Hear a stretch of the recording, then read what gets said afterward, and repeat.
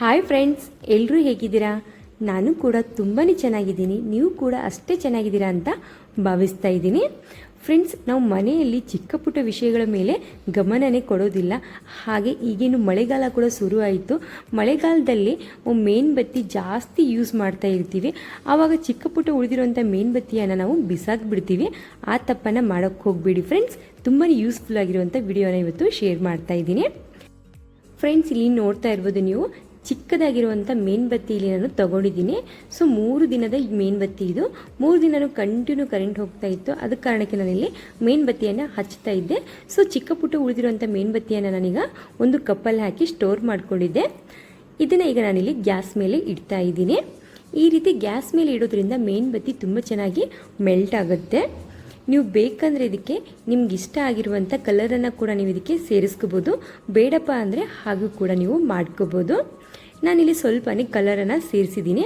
Sketch pen ಇರುತ್ತೆ ನೋಡಿ, ಪೆನ್ಸಿಲ್ದು. ಆ ಪೆನ್ಸಿಲ್ ಸ್ಕೆಚ್ ಪೆನ್ನನ್ನು ನಾನಿಲ್ಲಿ ಸೇರಿಸಿದ್ದೀನಿ ಕಲರನ್ನು.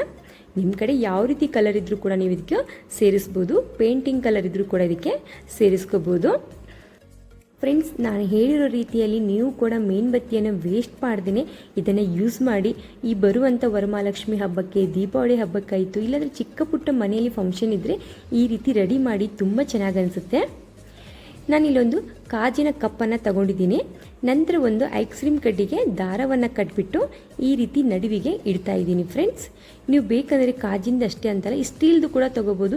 ಇಲ್ಲಪ್ಪ ಅಂದರೆ ನಾರ್ಮಲ್ ಆಗಿ ಮನೆಯಲ್ಲಿ ಕಪ್ ಯೂಸ್ ಮಾಡ್ತೀವಲ್ಲ ನಾವು ಸಾಂಬಾರಿಗೆ, ಟೀಗೆ, ಅದನ್ನು ಕೂಡ ಯೂಸ್ ಮಾಡ್ಬೋದು. ಕಾಜಿಂದಾದರೆ ನೋಡೋಕ್ಕೆ ತುಂಬ ಚೆನ್ನಾಗಿ ಅನಿಸುತ್ತೆ. ಅದ್ರಗೋಸ್ಕರ ಮೇಲ್ಗಡೆ ನೀವು ಯಾವ ರೀತಿ ಬೇಕಾದರೂ ಡೆಕೋರೇಷನನ್ನು ಮಾಡ್ಕೋಬೋದು. ನಾನು ಇಲ್ಲಿ ಸ್ವಲ್ಪನೇ ಮಿಂಚನ್ನು ಸೇರಿಸ್ತಾ ಇದ್ದೀನಿ. ನಂತರ ಇದನ್ನು ನಾವೀಗ ಸ್ವಲ್ಪ ತಣ್ಣಗಾಗೋಕ್ಕೆ ಬಿಡಬೇಕು, 1-2 ನಿಮಿಷ.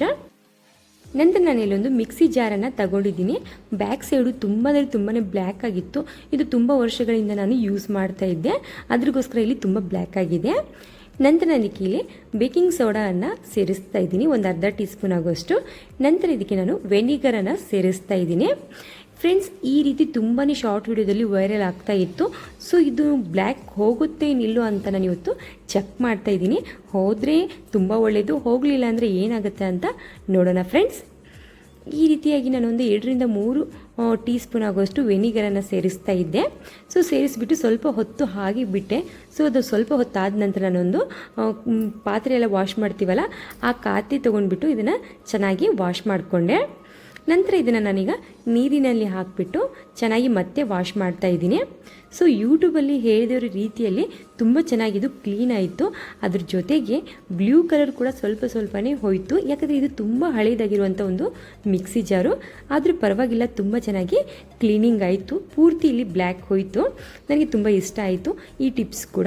ಸೊ ನೀವು ಕೂಡ ಮನೆಯಲ್ಲಿ ಈ ರೀತಿ ಬ್ಲ್ಯಾಕ್ ಆಗಿರುವಂಥ ಮಿಕ್ಸಿ ಜಾರ್ ಇದ್ದರೆ ಈ ಟಿಪ್ಸನ್ನು ನೀವು ಕೂಡ ಟ್ರೈ ಮಾಡ್ಬೋದು. ಫ್ರೆಂಡ್ಸ್, ನಂತರ ನಾನಿಲ್ಲಿ ಪೂರ್ತಿ ತಣ್ಣಗಾದ ನಂತರ ಮೇಣಬತ್ತಿಯನ್ನು ತೋರಿಸ್ತಾ ಇದ್ದೀನಿ. ಈಗ ಕಟಿಂಗನ್ನು ಮಾಡಿಬಿಟ್ಟು ನಾನಿಲ್ಲಿ ಮೇಣಬತ್ತಿಯನ್ನು ಹಚ್ಚಿಬಿಟ್ಟು ತೋರಿಸ್ತಾ ಇದ್ದೀನಿ.